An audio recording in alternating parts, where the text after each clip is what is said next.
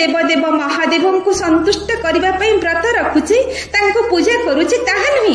स्वयं श्रीहरि संसार मंगल पाई एही कार्तिक मास शुक्ल पक्ष चतुर्दशी तिथि व्रत रखी 108 पद्म फूल अर्पण करथिले।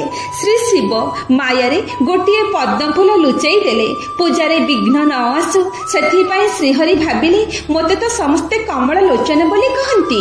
एहा भाबी निजर गोटे आखि को ताड़ी श्री शिव को अर्पण करने को जानती देवदेव महादेव प्रकट होई गले आ संसार मंगल आसुरिक शक्तिर विनाश पाई तांको सुदर्शन चक्र प्रदान करथिले।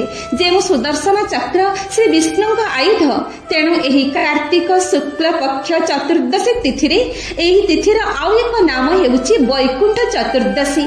तेणु आपण जदि पारंती 108 नहेले नाही गोटिए भी पद्म फूल अर्पण कले निश्चिंत भावरे मंगल हेबो।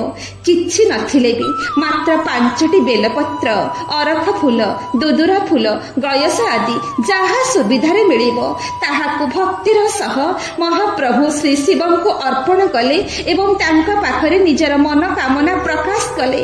आमर आम परिवार केते जे मंगल हेबो ताहा निजे अनुभव कर।